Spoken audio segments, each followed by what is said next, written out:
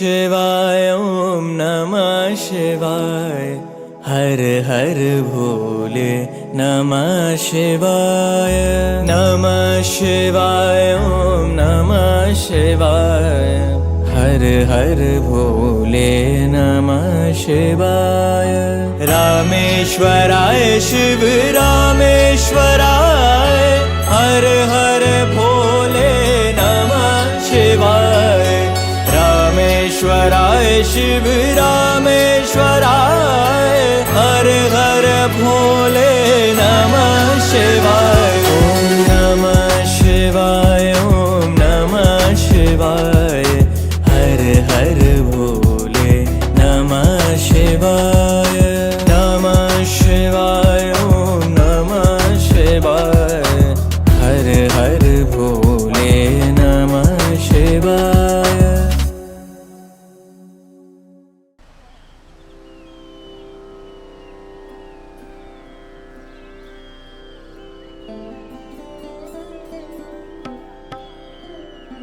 হিমালয়ের অপার সৌন্দর্যের মধ্যে লুকিয়ে আছে তুঙ্গনাথ মন্দির, যা বিশ্বের সর্বোচ্চ শিব মন্দির। সমুদ্রপৃষ্ঠ থেকে প্রায় 12,073 ফুট উচ্চতায় অবস্থিত এই মন্দিরের ইতিহাস মহাভারতের যুগ থেকে শুরু।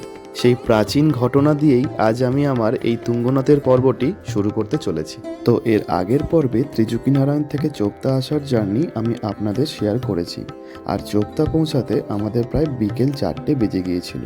তো আমরা তাড়াতাড়ি লাঞ্চ করে বেশ ভালো করে রেস্ট নিয়ে নিয়েছিলাম।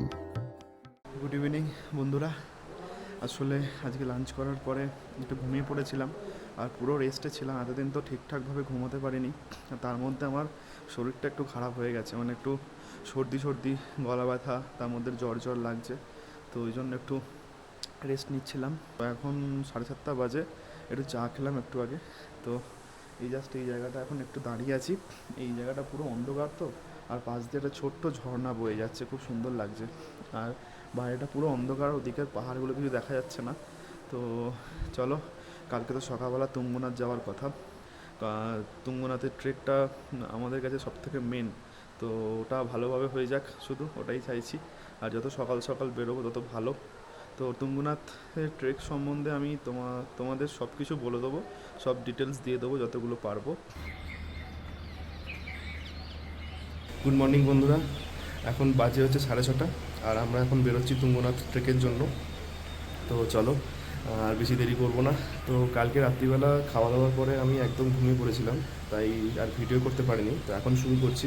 কাল থেকে শরীরটা একটু খারাপ ছিল, তোমাদের বলেছিলাম, এখনও আছে সর্দি ভাব, একটু জ্বর ভাব আছে। তো চলো, এটা নিয়ে উঠবো, দেখা যাক। আর আমাদের যে হোটেলটা সেটা চোপতার একটু তলায়। তো এখান থেকে গাড়ি করে এখন মেন গেটের সামনে যাব। তুঙ্গনাথের যে মেন গেটটা, ওই গেটটার সামনে যাব, ওখানে গাড়ি রেখে তারপর আমরা ট্রেক করা শুরু করব। তো আমি তুঙ্গনাথের সাথে সাথে চন্দ্রশিলার যে ট্রেকটা সেটাও করার চেষ্টা করব। তো দেখা যাক কি হয়, চলো। আমাদের এই হোটেলের বাইরে এই জায়গাটায় বিশাল পাখি, মানে এত ধরনের পাখি এখানে, এত সুন্দর লাগছে। ওর সাথে একটা ঝর্ণা, ছোট্ট ঝর্ণার আওয়াজ। তো চলো, সবাই একটু ওপর দিকে হেঁটে হেঁটে গেছে, গাড়ি একটু স্টার্ট নিয়েছে, গাড়িটা একটু গরম হচ্ছে এখন।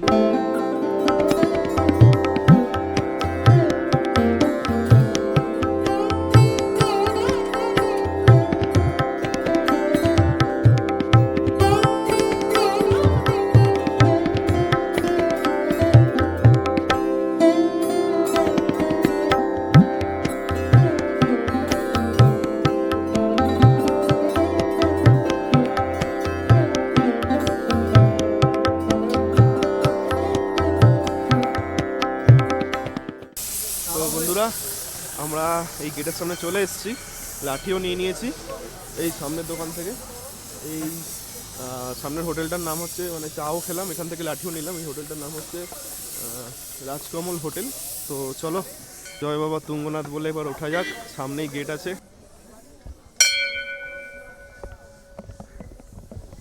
হর হর মহাদেব। আমরা ডট 7:35 শুরু করলাম। আমি টাইমটা একবার দেখে নিলাম, যাতে তোমাদের বলতে পারি যে কতক্ষণ সময় লাগে। আমি এমনি ছবি আর ভিডিও তুলতেই যাব, তো আশা করা যায় একটু দেরি হয় বেশি। চলো, তাও দেখা যাক। তুঙ্গনাথে যাওয়ার জন্য আপনারা খচ্চরও করতে পারেন। যাওয়া আসা নিয়ে রেট 1300 টাকা, আর শুধু যাওয়া হলে 900 টাকা। আর এই প্রাইসটা ওয়েট অনুযায়ী ডিপেন্ড করে।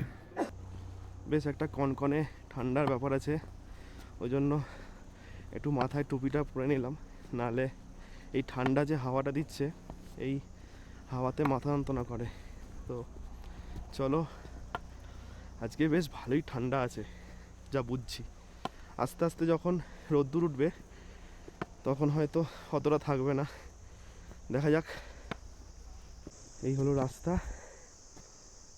जटाधराय शिव जटाधराय हर हर भोले नमः शिवाय। जटाधराय शिव जटाधराय हर हर भोले नमः शिवाय। ओम नमः शिवाय ओम नमः शिवाय हर हर भोले नमः शिवाय। नमः शिवाय ओम नमः शिवाय हर हर। বন্ধুরা, আমরা হাঁটতে হাঁটতে প্রথম বুগিয়ালে এসে পৌঁছালাম। এই হলো বুগিয়াল, দেখতে পাচ্ছ কি সুন্দর লাগছে জায়গাটা। আর বুগিয়াল মানে হচ্ছে একটা ঘাস জমি, সমতল বলো বা একটু উঁচু নিচু বলো, একটা ঘাস জমি, সে ঘাস জমিকে বলা হয় বুগিয়াল। কি সুন্দর লাগছে দেখো।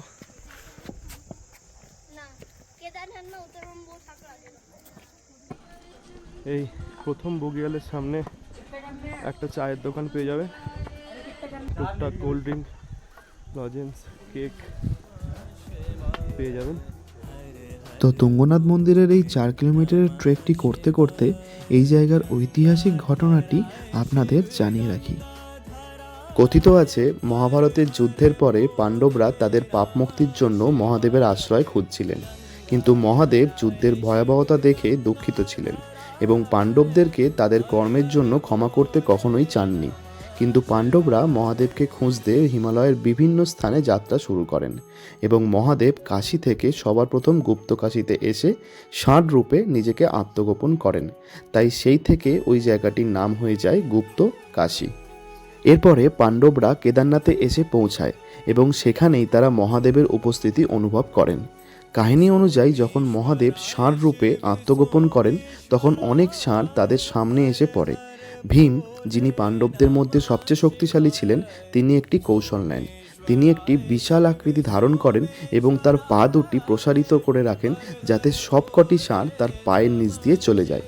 কিন্তু তখনই সব ষাঁড় যখন তার পায়ের নিচ দিয়ে চলে যাচ্ছিল তখন তিনি লক্ষ্য করেন যে একটি ষাঁড় তার পায়ের নিচ দিয়ে যাচ্ছে না এবং অন্য পথে যাওয়ার চেষ্টা করছে। আর ভীম তখনই বুঝতে পারেন যে এই ষাঁড়টি আসলে স্বয়ং মহাদেব এবং ভীম তখন তার শক্তিশালী বাহুতে সেই ষাঁড়টিকে ধরার চেষ্টা করেন এবং সেই ষাঁড় রূপে মহাদেব তখন মাটির তলায় চলে যাওয়ার চেষ্টা করছিলেন এবং তারপরেই সেই ষাঁড়টির দেহের বিভিন্ন অংশ বিভিন্ন স্থানে ছড়িয়ে পড়ে, যেমন কেদারনাথে শিবের কুঁজো, মদমহেশ্বরে শিবের নাভি, তুঙ্গনাথে শিবের বাহু, রুদ্রনাথে শিবের মুখ এবং কল্পেশ্বরে শিবের জটা পড়েছিল। আর এই 5টি জায়গাতেই পাণ্ডবরা শিবের পুজো করে মন্দির প্রতিষ্ঠা করেন এবং তারপর থেকেই এই 5টি স্থান পঞ্চকেদার নামে পরিচিত হয়। আর তুঙ্গনাথ হলো সেই পঞ্চকেদারের তৃতীয় কেদার।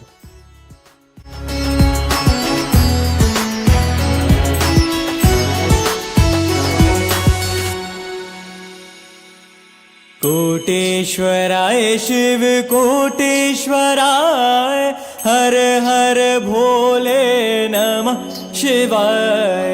कोटेश्वराय शिव कोटेश्वराय।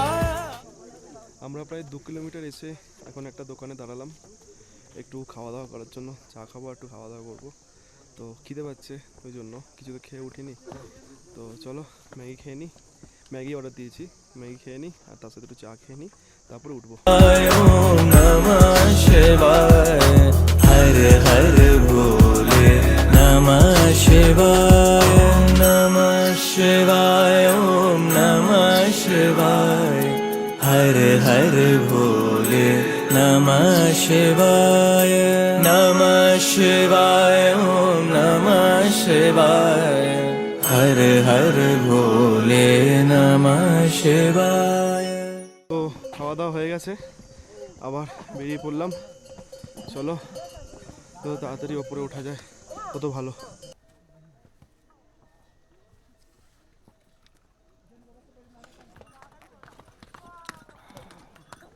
চলার পথে মাঝে মাঝেই সাইডে এরকম রডোডেনড্রন গাছ সারি দিয়ে দেখতে পাবেন আপনারা।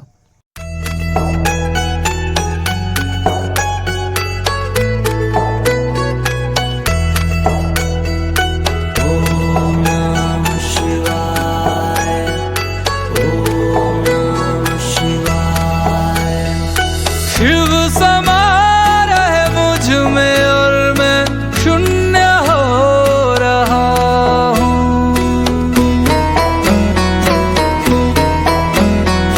शिव समा रहे मुझ में और मैं शून्य हो रहा हूँ।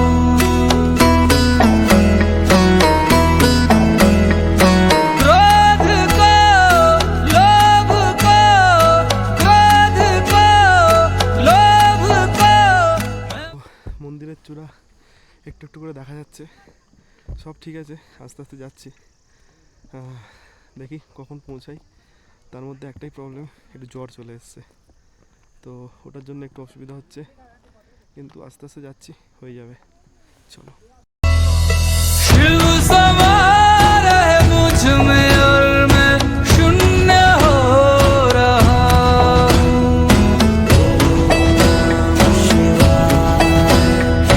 शिव समा रहे मुझ में और मैं शून्य हो रहा हूँ।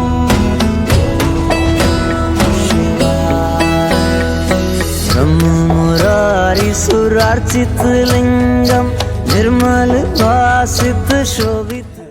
অ্যাট লাস্ট চলে এসেছি এই মন্দিরের গেট। नमामि सदा शिवलिंगम ब्रह्म मुरारी सुरार्चित लिंगम निर्मल भासित शोभित लिंगम जन्मज दुःख विनाशक लिंगम तत्प्रणमामि सदा शिवलिंगम। तेरी बनाई दुनिया में कोई तुझे सा मिला नहीं। হর হর মহাদেব। এবারে সর্দি, গলা ব্যথা, জ্বর সব একসাথে ছিল, মাঝ রাস্তায় আরও বেশি হয়ে গেছিলো, তো ওই জন্য একটু কষ্ট হয়েছে, কিন্তু কোনো ব্যাপার না, চলে এসেছি। কিন্তু ব্যাপারটা হচ্ছে চন্দ্রশিলা মনে হয় যেতে পারবো না, ওপরে পুরো মেঘ ঢুকে গেছে, পুরো মেঘ, আর এদিকটা পুরো মেঘ দেখতে পাচ্ছ তোমরা, কিচ্ছু দেখা যাচ্ছে না আর। তো ওয়েদার খুব খারাপের পথে, অলরেডি লাইন পড়ে গেছে, তো দেখি কতক্ষণে হয়। ভালোভাবে তুঙ্গনাথের দর্শনটা করে নিয়ে তারপরে আস্তে আস্তে নেমে যাব। এই হলো তুঙ্গনাথ মন্দির, একটু পরে দর্শন করতে যাব, মা বাবারা গেছে। আর এই দিকে নিচে একটা রাস্তা আছে ডান দিকে, ওটা দিয়ে চন্দ্রশিলা যাওয়া যায়, কিন্তু প্রচণ্ড মেঘ ঢুকে গেছে, আর যাবে বলে মনে হচ্ছে না, লাইন পড়েছে, বাবারা আসুক তারপরে আমি যাব।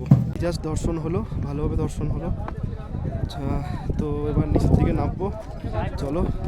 মেঘ পড়ে গেছে পুরো একদম ভালোভাবে, আমরা এখন নামছি, তো ভালোভাবেই সব কিছু হলো। আর দেখি নামার সময় যত তাড়াতাড়ি নামতে পারি। নামার সময় হাঁটুর যাদের প্রবলেম আছে তাদের একটু কষ্ট হতে পারে, একটু না অনেকটাই কষ্ট হতে পারে। আর চন্দ্রশিলা যাওয়া গেল না, ওপরে পুরো মেঘ ঢুকে গেছে, মানে পুরো পিকগুলোতে মেঘ, তো এখান থেকে যেটা দেখছি ওপর থেকেও সেটাই দেখবো, তো সেই জন্য ফালতু ফালতু গিয়ে লাভ নেই, পুরো মেঘে ভর্তি ওপরে। আর তার মধ্যে একটু শরীর খারাপও লাগছিল, এমনি চলে যেতে হয়তো পারতাম, কোনো অসুবিধা হতো না, কিন্তু পুরো মেঘ ঢুকে গেছে, তো পুরো মানে ঢেকে গেছিলো সব কিছু, তো কী আর দেখতাম, এখানে যেটা দেখতে পাচ্ছি ওখানেও সেটাই দেখতাম, তো আর তার মধ্যে জ্বর। ঠিক আছে, চলো, সব সময় এটা মনে করি আমি, সব কিছুর একটা ঠিক সময় আছে, তো জোর করে কিছু হয় না। चलो।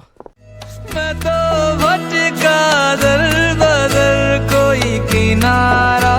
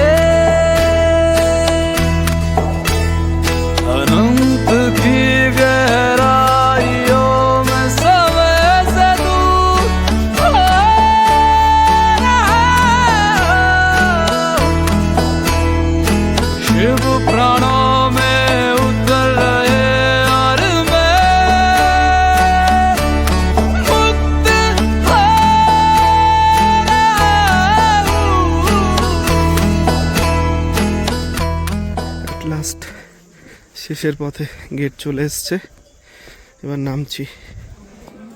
এই শেষ হলো।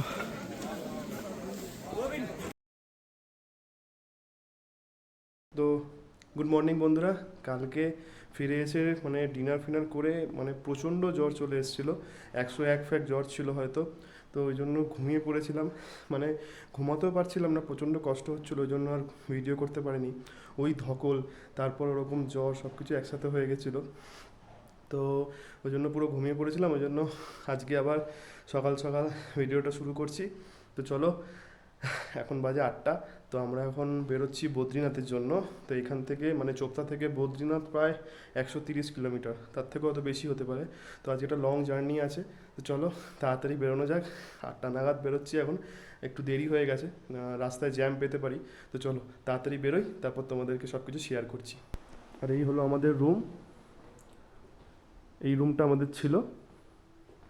এদিকে ডবল বেড, ওদিকে ডবল বেড, এদিকে বাথরুম,